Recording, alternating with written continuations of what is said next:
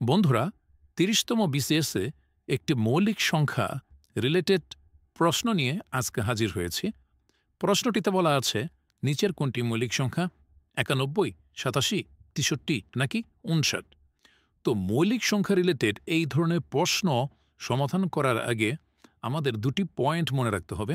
Point 1, একমাত্র জোড় মৌলিক সংখ্যা 2, বাকি সকল মৌলিক সংখ্যা বেজোড় হয়ে থাকে।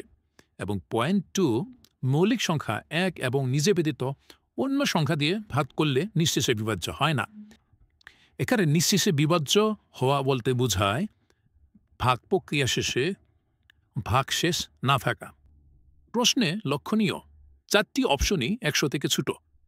তাই 1 থেকে 10 পর্যন্ত যত মৌলিক সংখ্যা রয়েছে, অর্থাৎ 2, 3, 5, 7, প্রত্যেকটি সংখ্যা দিয়ে অপশনগুলোকে ভাগ করব।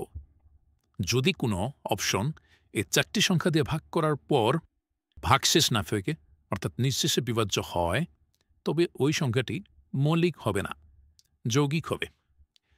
এখানে স্পষ্ট ৯১কে যদি আমরা 7 দ্বারা ভাগ করি তাহলে ফল হয় 13 এবং ভাগশেষ হয় 0, অর্থাৎ ৯১ 7 দ্বারা নিঃশেষে বিভাজ্য। ৯১ যৌগিক সংখ্যা। অনুরূপভাবে ৮৭ 3 দ্বারা নিঃশেষে বিভাজ্য হয়, তাই ৮৭ একটি যৌগিক সংখ্যা।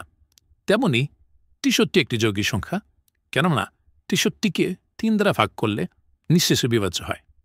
কিন্তু ৫৯ একটি মৌলিক সংখ্যা, যৌগিক নয়, কেননা 1 থেকে 10 পর্যন্ত মৌলিক সংখ্যার অর্থাৎ 2, 3, 5 এবং 7 কোনোটি দিয়েই ৫৯কে নিঃশেষে বিভাজ্য করা যায় না। অর্থাৎ আমাদের উত্তর ৫৯, অর্থাৎ নিচের মৌলিক সংখ্যাটি ৫৯।